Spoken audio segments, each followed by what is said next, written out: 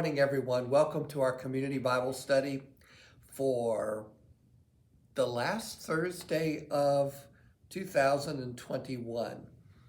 This is, of course, on Senior TV, Channel 3, and you can find it on YouTube or the Resident app. And first of all, I'd like to wish you a Happy New Year. You may discover that I am off this week, so we're recording this a little early. But for most weeks of the year, we have 3 Bible study groups on our campus, plus the video recording that is available to you. And I again want to thank Steve McKenzie for making those possible every week. For several months now, we've been reading through the first 2 books in the Bible, Genesis and Exodus. And beginning next week, the first Thursday of January, we are going to begin the new year with new possibilities. So we're going to resurrect an old series called Profiles in Faith. So instead of being sort of story-driven where we're reading through an entire book of the Bible at a time, it'll be more character-driven. So we will focus first on Joshua, and then on each person. We'll go through the Old Testament Hebrew scriptures, and then we will go into the Christian New Testament. So for the next few months, we'll be doing these profiles in faith, and I think you'll find them interesting. But for today, as we wrap up this year and begin a new year, I'd like to share with you a little bit about my faith and about how I view Scripture. I think it's important, perhaps, that you have a little background that helps you understand how I present and view our Bible study. As your chaplain here at Village on the Green, my goal is to encourage everyone to nurture their spirituality, to find what's meaningful and hopeful in your life, to develop a healthy relationship with what is greater than you or I, the universe, our place in our family and community, but especially the higher power that many of us call God. And I strive to provide spiritual resources, both religious and non-religious, to help us accomplish that goal. Some of you may be new, and let me tell you a little about myself. I was born and raised in Palmetto, Florida. I grew up in a United Methodist church. I went to school. I got my bachelor's degree of religion at Florida State University and master's at Emory University in Atlanta. I began as a minister in the United Methodist Church and served in Sarasota, Fort Myers, and Titusville. And then when I moved to Orlando, I eventually found a Lutheran church that really has been my church home ever since. When I came to Orlando, I became a hospice chaplain. Thought that would be a job for a few years until something else came along.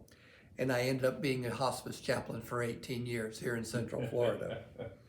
God had other plans, see. And then I've done some work as a hospital chaplain. And then it's my privilege to have been your chaplain here for 8 years. And I hope we will have many more.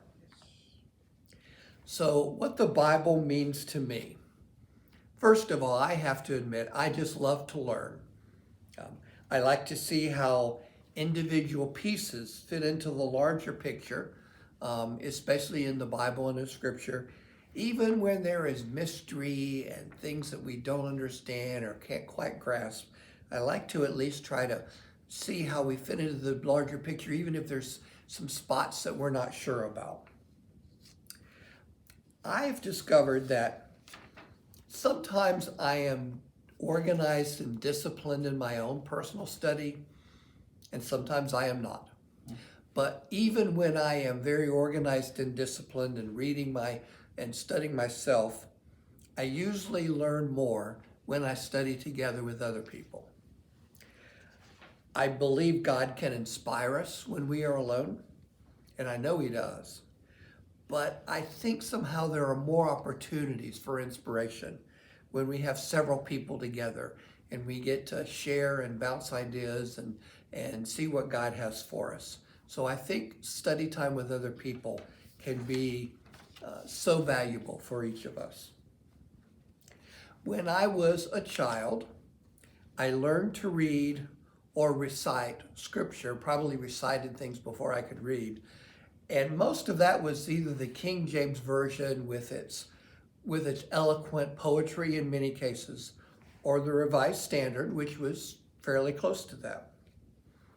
In college, I was involved with a campus ministry called the Navigators, and that's when I bought a New American Standard version of the Bible and discovered that even though it isn't as, the words don't flow as easily as some of the others, it is an attempt to be very, very accurate to the Greek.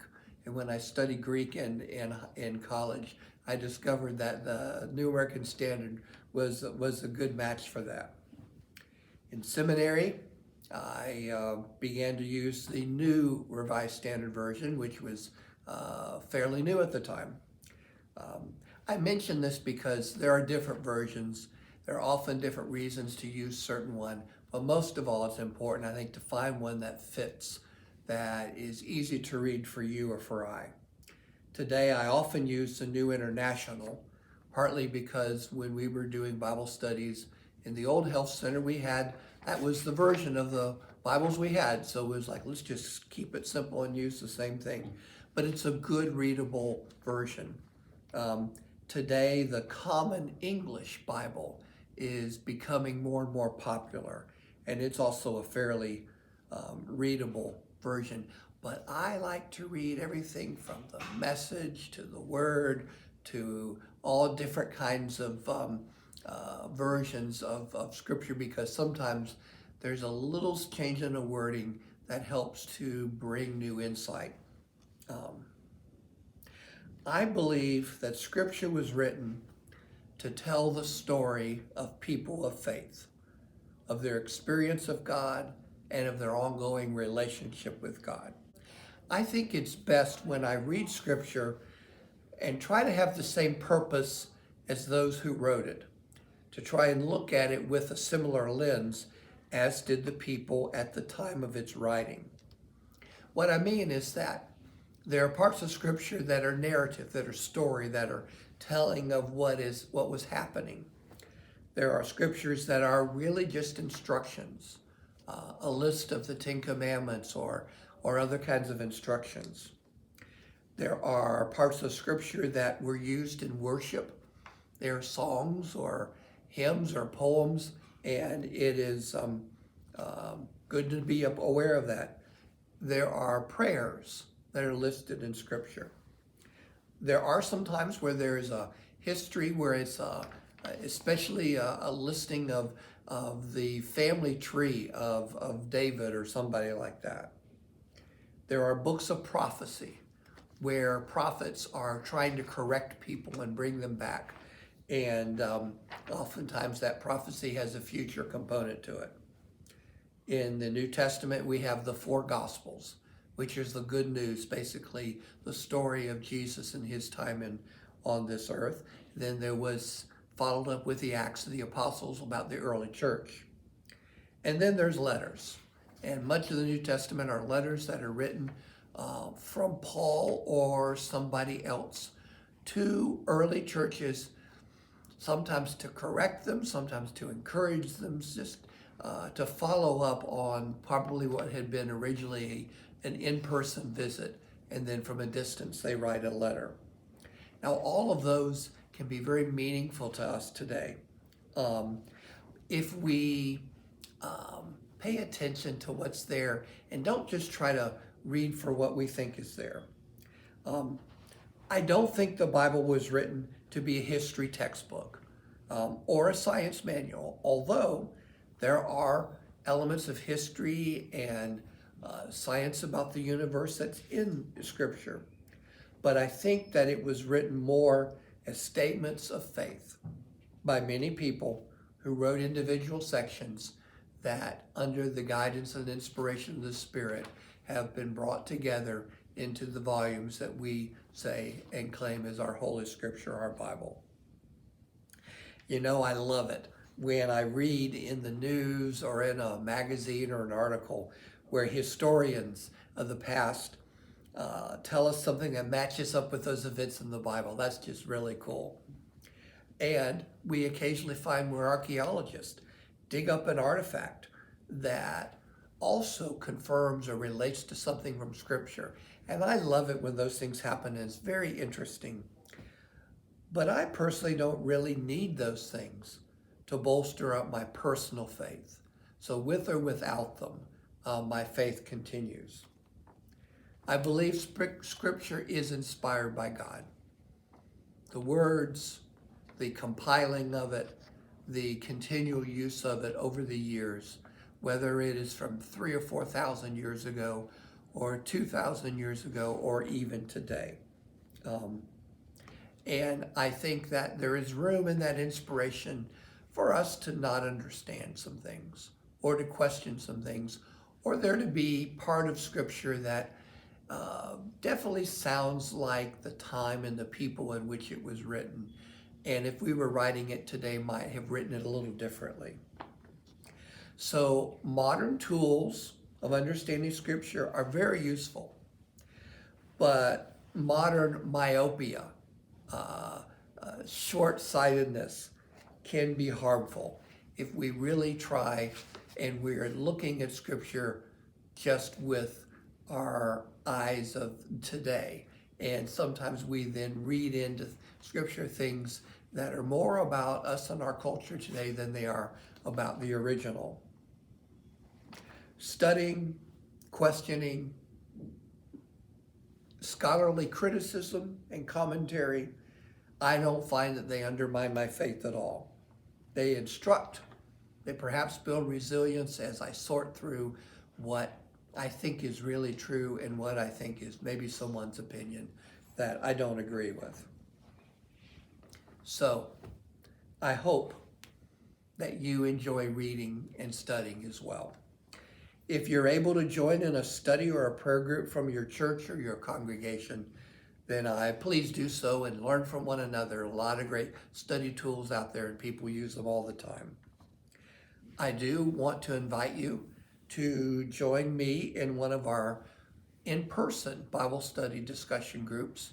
We have 3 of them, one in the clubhouse on Mondays, one in the skilled nursing on Wednesdays, and one in our memory neighborhood on Thursdays. Or if you would like to start a group yourself, if I can be of any help to help you do that, I would certainly be happy to. Well, since you're watching this video, I suspect you probably have watched some of the others. So I do want to thank you for watching them, either on Senior TV or YouTube on the internet or on your resident app that you can access from your phone or tablet. If you have any ideas or suggestions or criticism or any other kind of feedback, please, I welcome you to do that. Call the office, leave me a message, write me a note, email or on paper, and leave it with the receptionist. I'd be happy to have any of those ideas or suggestions. Or if you want to talk, then I'd be happy to as well. The Bible, Scripture, is core to my faith. And the more and more I study, the more and more I learn, and the more I want to know more, because I think it's one of the ways that God speaks and guides me in my life. I hope He does in yours too. God bless you.